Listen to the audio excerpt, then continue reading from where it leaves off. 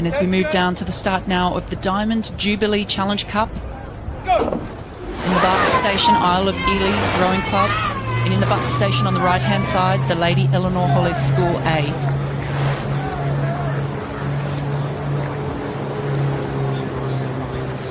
Great start there from both crews. The Lady Eleanor Holles School just moving towards the centre of the course as they come past the island, but a good correction there. They haven't suffered too much. I think it was yesterday we were saying, Helen, how impressive the steering in certainly the schoolboy quads that we were seeing, in the junior quads that we were seeing, but it's the same with these girls as well in the junior women's quad. Of course, the only junior women's event on the program, one of the most hotly contested. The standard is so incredibly high in this event, and it's so difficult to qualify for, and I'm just always astounded, like we were saying, at the capability of these athletes and their ability to steer. It's quite remarkable. Yeah, with so much going on the course, as well as having to race another crew, even just that little correction there, barely took her eyes out of the boat. She didn't take any speed off the boat, and she just made a correction without having to panic, so it was very impressive.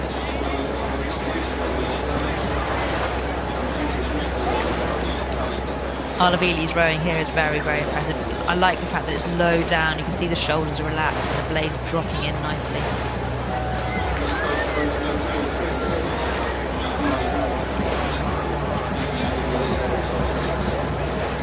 And here on screen, the Lady Eleanor Holles School A.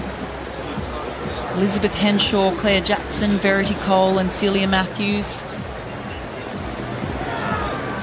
But ahead is Isle of Ely Rowing Club in the Barton Station. Helena O'Donnell, Kate Lister, Rebecca Welch and Molly Johnson. A really commanding race. This is a very strong performance. Yeah, they're keeping their bows quite high at the back and strokes. When you see them finish and put their body weight into the bows, it's still running and the bow ball is staying quite high, which makes the boat feel that little bit lighter.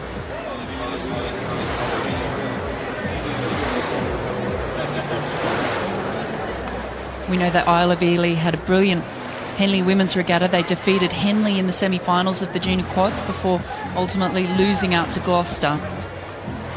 Now, with the silver medalists in the championship girls double at the National Schools Regatta, certainly a crew on the rise. Yeah, so they're coming into this regatta with some strong performances, and you can see that they've got good timing and good racing in their legs.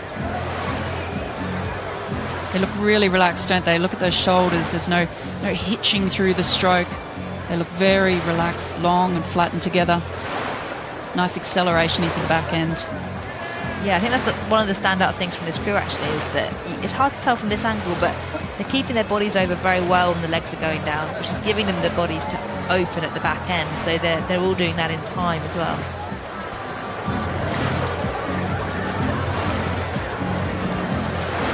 Yeah, I think a really mature race here from these girls. They're very composed out at the start, but they've just looked more and more comfortable all the way down the track.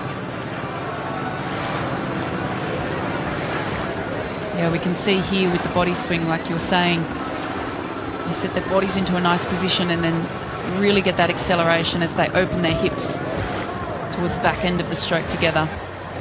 Yeah, it's that little bit of patience with the core engagement.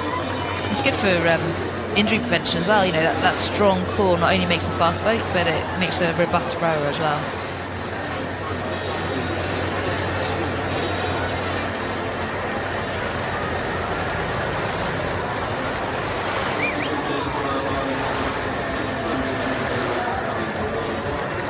Isle of Ely sitting on 31 strokes per minute,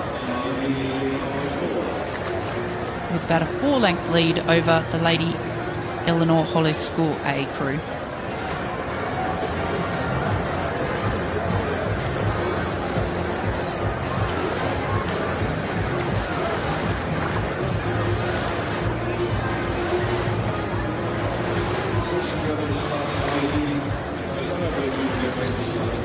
And Elizabeth Henshaw in the bow of Lady Eleanor Holles, she says they've been doing a lot of sweep work, so going into a sculling crew has definitely been a challenge. And I mean, they look like they're rowing so well, and having to row with 2 oars rather than 1 is always very, very difficult, and are just rising to the challenge. And even though they are sat down in the other boat, the quality is still there, and very, very impressive considering they've been doing a lot of sweep.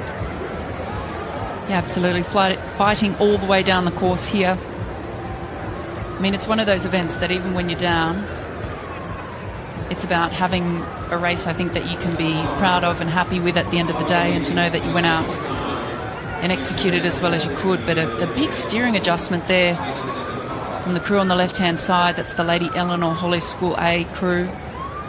So perhaps moving just a little too close to the middle, and they've moved back onto their station.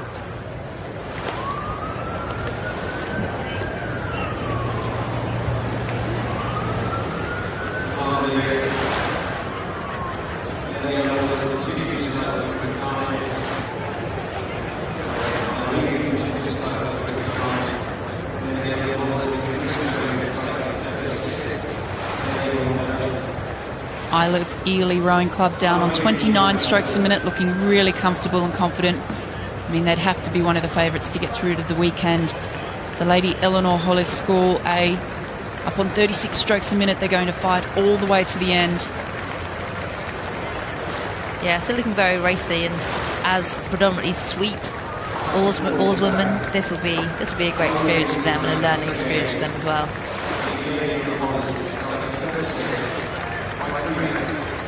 They come down past the steward's enclosure now.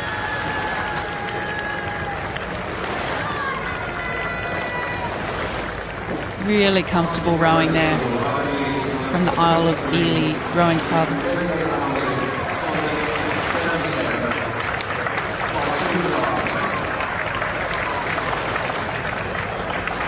It will be the Isle of Ely Rowing Club that wins by about 2.5 lengths over the Lady Eleanor Holles School A crew.